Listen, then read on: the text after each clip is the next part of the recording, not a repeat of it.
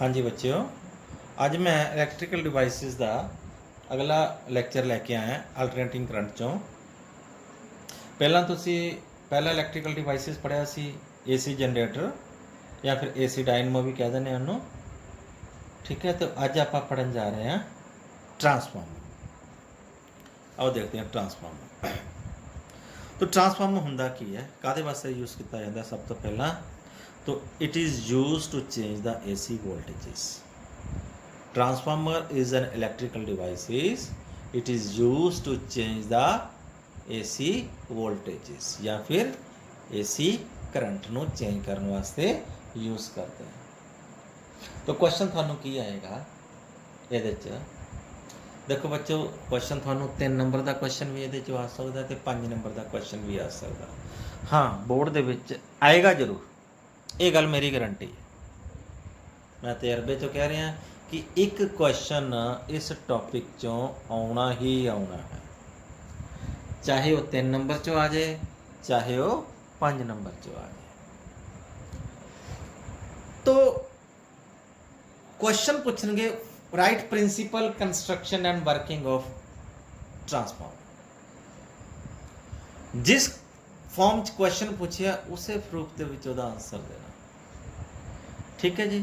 तो डायग्राम भी बनानी है यदि आ डायग्राम है अपने को। तो सब तो पहला principle, what is the principle? It is based upon the principle of mutual induction. इत्थे गल खत्म नहीं कर देनी, वैसे सफिशिएंट है लेकिन पूरा नहीं है। अजे तुहानू 1 नंबर का क्वेश्चन आ जाता है कि एक 1 वर्ड आंसर दो, what is the principle of transformer, तुसी म्यूचुअल इंडक्शन लिख दोगे, वो ठीक है 1 नंबर आ जाएगा। लेकिन इतने म्यूचुअल इंडक्शन नाल एक्सप्लेन भी करना है। हुण म्यूचुअल इंडक्शन की सी? इलैक्ट्रोमैग्नेटिक इंडक्शन सानू पढ़ाया गया। Mutual induction it is a phenomena of when ever a magnetic flux linked with the primary coil is changed. Primary coil, 2 coils ने, एक प्राइमरी कॉइल एक secondary coil. When ever the magnetic flux linked with the primary coil is changed, EMF is produced in the neighbouring coil. Neighbouring coil ਦੇ ਵਿੱਚ ਜਿਹੜੀ EMF ਪੈਦਾ ਹੁੰਦੀ ਹੈ, ਇਸ ਫਿਨੋਮੇਨਾ ਨੂੰ ਕੀ ਕਹਿੰਦੇ ਆਪਾਂ? Mutual induction. ओके, दैन ਅਸੀਂ ਲਿਖਾਂਗੇ ਕੰਸਟਰਕਸ਼ਨ। ਕੰਸਟਰਕਸ਼ਨ ਦੇ ਵਿੱਚ क्या है? There are the laminated core. ਆ ਜਿਹੜੇ ब्लू कलर ਚ मैं दिखाया हुआ ਤੁਹਾਨੂੰ, ਇਹ ਕੀ है? लैमीनेटेड कोर है, ठीक है। हाँ जी, ਜਿਹੜਾ ਇਹ ਤੁਹਾਨੂੰ ਦਿਖਾਇਆ ਗਿਆ ब्लू कलर ਦੇ ਵਿੱਚ, ਇਹ ਕੀ है? कोर है, सॉफ्ट आयरन कोर। ਅਸੀਂ यूज़ करते हैं सॉफ्ट आयरन कोर।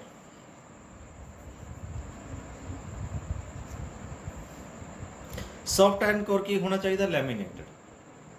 लैमीनेटेड मीनस की है, जिवें ब्रैड दी स्लाइस कीतियां होंदियां ना, उवें इहदियां कोर दियां स्लाइस करके उसनूं आपां वार्निशिंग करके, मतलब इंसुलेटिंग उहदे उत्ते मटीरियल करके फिर इसनूं जोड़ दिंदे। ਉਹਦਾ ਕੀ ਬੈਨੀਫਿਟ ਹੁੰਦਾ ਹੈ? ਇਹਦੇ ਨਾਲ ਜਿਹੜੇ ਐਡੀ ਕਰੰਟਸ ਜਿਹੜੇ ਨੇ, ਐਡੀ ਕਰੰਟਸ ਤੁਸੀਂ ਉਹਦੇ 'ਚ ਪੜ੍ਹਿਆ ਇਲੈਕਟ੍ਰੋਮੈਗਨੈਟਿਕ ਇੰਡਕਸ਼ਨ ਦੇ ਵਿੱਚ ਕਿ ਐਡੀ ਕਰੰਟਸ ट्रांसफार्मर के कोर के पैदा होंदे ने। एडी करंट्स की करते हैं? इन्ने ज़्यादा करंट पैदा हो जाते हैं कि ट्रांसफार्मर कोर को साड़ देंगे ने, हीट कर देंगे। It heat ups up core. तो असीं जे लैमीनेटेड कर दिए, शीट्स नूं लैमीनेटेड कर दी, उहदे नाल की हो जाता है कि जड़ियाँ रजिस्टेंस वध जाती है। रजिस्टेंस वधन नाल की हो जाएगा? जिहड़ा कोर है ਉਹਦੇ ਐਡੀ ਕਰੰਟਸ ਘੱਟ ਪੈਦਾ ਹੋਣਗੇ, ਘੱਟ ਪੈਦਾ ਹੋਣਗੇ ਤੇ ਘੱਟ ਹੀਟਿੰਗ ਇਫੈਕਟਸ ਹੋਣਗੇ। तो that is why laminated iron core use किया जाता। फिर 2 कोइल्स ने, एक प्राइमरी कोइल्स P1, एक secondary coils P2। They are mutually coupled with each others. Means जिवें दिखा रखे है कि प्राइमरी कोइल इधरले पासे है, सेकेंडरी कोइल इधरले पासे, एक्चुअली च नहीं होंदा। एक्चुअल जिवें आ दिखाया ना मैं, मतलब जिवें आ लैमीनेटेड कोर है, ਉਹਦੇ 'ਚ एक पासे आपां की करते हैं? प्राइमरी कोइल लपेट करते, फिर इंसुलेटिंग पेपर लगाया, फिर ਉਹਦੇ ਉੱਤੇ ही दूजी कोइल लपेटी जाती, सेकेंडरी कोइल। ਤੁਸੀਂ ਜੇ ट्रांसफार्मर ਨੂੰ ਘਰੇ ਪਿਆ ਹੋਊਗਾ, ਉਹਦੇ ਸਕਰੂ ਖੋਲ ਕੇ ਚੈੱਕ ਕਰ ਲਿਓ, तो इस तरह ਦੀਆਂ ਕਾਪਰ ਦੀਆਂ ਕੋਇਲਸ ਇੱਕ ਦੂਜੇ ਉੱਤੇ ਲਪੇਟੀਆਂ ਹੋਣਗੀਆਂ। ਤੇ ਡਾਇਗਰਾਮ ਇਦਾਂ ਦੀ ਕਿਉਂ ਬਣਾਈ ਜਾਂਦੀ ਹੈ? ਕਿਉਂਕਿ ਇਦਾਂ ਦੀ ਜੇ ਡਾਇਗਰਾਮ ਬਣਾ ਦਿੱਤੇ ਜਾਵੇ ਇੱਥੇ ਤੇ ਉਹ ਖਿਚੜੀ ਜੀ ਪੱਕ ਜਾਊਗੀ, ਤੁਹਾਨੂੰ ਕੁਝ ਸਮਝ ਨਹੀਂ ਆਣਾ, ठीक है ना। लैमीनेटेड कोर है, ਉਹਦੇ ਦੁਆਰੇ 2 ਕੋਇਲਸ है, एक प्राइमरी कोइल, एक सेकेंडरी कोइल।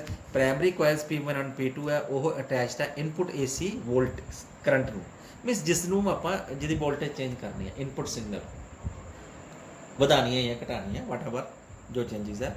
आउटपुट जी सैकेंडरी कोयल है वो कनैक्टेड की जाती है resistance, load resistance, output resistance, जिदे करो सानू आउटपुट रिसीव होंगी है। ठीक है जी, यह है कंस्ट्रक्शन। Then theory. तो थ्योरी एंड वर्किंग दे विच तुसीं की लिखना, सब तो पहला तो N P is the number of turns of the primary coils. Primary coil के कुछ टर्न्स होंगे, N P number of turns of the primary coil. ठीक है।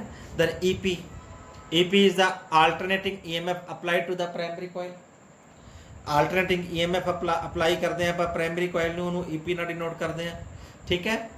तो D five upon D T क्या है? Rate of change of magnetic flux linked with P1 and P2 है।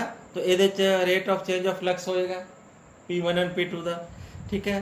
तो असी पढ़िया है बेटा जो सैल्फ इंडक्ट इसका नियम है कि कंटिन्यूटी बनाने वास्ते सैल्फ इंड्यूस्ड EMF जी प्राइमरी कोयल के विच EMF इंड्यूस्ड होएगी वो कितने बराबर होएगी? EMF head to the primary coil.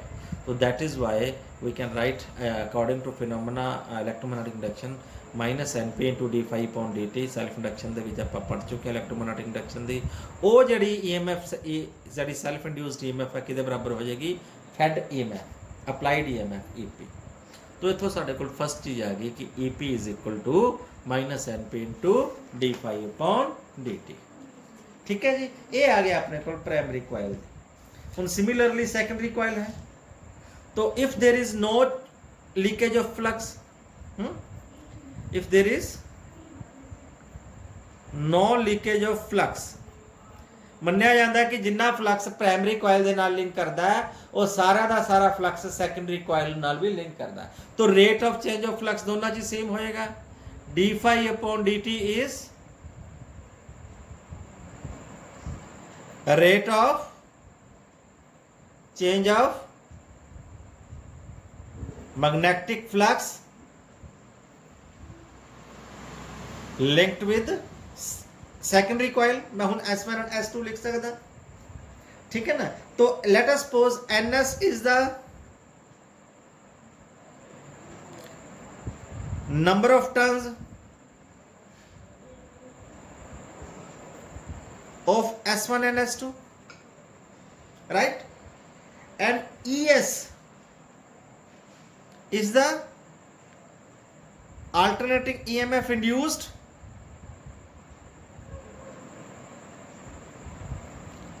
to secondary coil, means S1 and S2. Okay, then we know same condition इत्थे भी apply होंदी है, means EMF induced to the secondary coil must be is equal to minus NS into d phi upon dt, क्योंकि rate of change of flux इत्थे भी same ही है, वही flux same. ठीक है ना। तो इत्थे एरिया नंबर ऑफ टर्न्स दे अकॉर्डिंगली सेकेंडरी EMF इंड्यूस होएगी। Dividing this two, dividing equation 1 and 2 साढ़े को आ जाएगा, या 2/1 कुछ भी लिख सकते हैं। ES upon EP will be is equal to NS upon NP। इसमें लिखते हैं कि this is called transformer ratio. इसनों की कहने असी ट्रांसफार्मर रेशियो। ठीक है। Now there are two types of transformer, two types of transformer।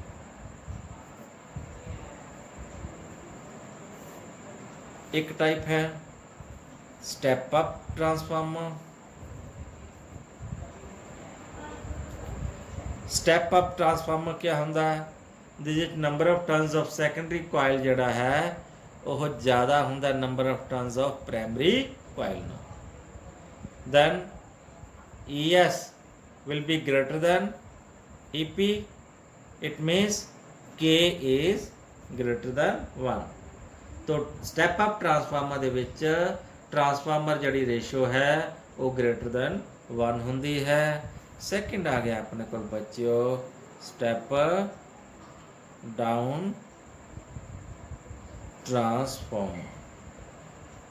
तो ਉਹਦੇ ਚ क्या होएगा, number of turns in secondary is less than number of turns in primary, then EMF induced in secondary is less than EMF induced in primary, तो transformer ratio क्या होएगा, less than 1। Okay, ये चीज़ याद रखनी तुसी। Let us suppose IP is the current in primary and IS is the current in secondary. Now we assume there is no loss of power. Let there is no loss of power, then input power should be is equal to output power. Input power ਨੂੰ ਮੈਂ ਲਿਖ ਸਕਦਾ input EMF into input current must be is equal to input output EMF into output current। तो इथों अपने को ratio आ जाएगी क्या, ES upon EP is equal to IP upon IS which is equal to K। ठीक है, तो hence it is clear क्या, if for step up transformer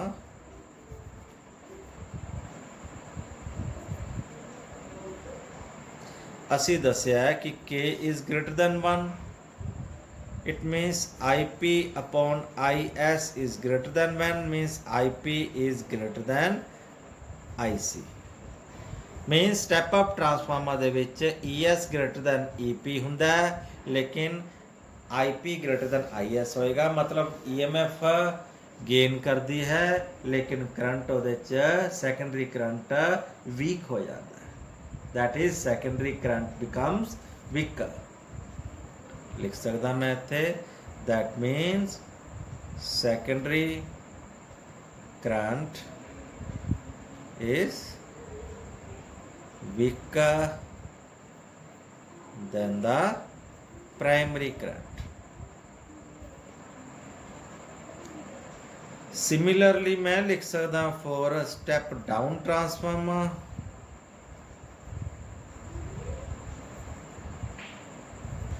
K is less than 1 है, then IP is less than IS whereas ES is less than EP, means secondary current becomes stronger। okay, next ਇਹਦੇ ਵਿੱਚ ਹੈ efficiency। ਕਈ ਵਾਰ efficiency ਪੁੱਛ ਲੈਂਦੇ ਆ 5 number ਦੇ question ਚ। efficiency ਬੱਚੋ ਆਪਾਂ ਡਿਨੋਟ ਕਰਦੇ ਹਾਂ ਈਟਾ ਨਾਲ। It is defined as output power, it is defined as the ratio of output power to the input power। output power means ES IS, input power means EP IP। ਇੱਥੇ ਆਪਾਂ ਦੱਸਿਆ ਸੀ ਨਾ ਆਹ ਚੀਜ਼ ਹੈ, when there is no loss of energy power means output power input power ਬਰਾਬਰ ਹੈ। ਇਹਦਾ ਮਤਲਬ क्या होगी, 100% एफिशिएंसी। ईटा की वैल्यू क्या होएगी, 100% इस केस के विच। when output power is equal to input power then there is 100% efficiency। but practically ये possible नहीं होता, but normally efficiency there is always loss, तो we can say तो वो efficiency पूछी जाए तो output power upon input power ਦੇ ਨਾਲ explain करना।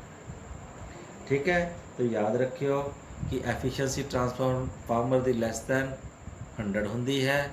तो दो तरह ਦਾ ट्रांसफार्मर ਹੁੰਦਾ, स्टैप अप ट्रांसफार्मर ਤੇ स्टैप डाउन ट्रांसफार्मर। ठीक है जी, तो ਇਹਦੀ ट्रांसमिशन ਕਿਵੇਂ ਹੁੰਦੀ ਹੈ ਇਹ ਆਪਾਂ ਨੈਕਸਟ ਵੀਡੀਓ ਟੌਪਿਕ 'ਚ ਗੱਲ ਕਰਦੇ ਹਾਂ। Thank you, have a nice day.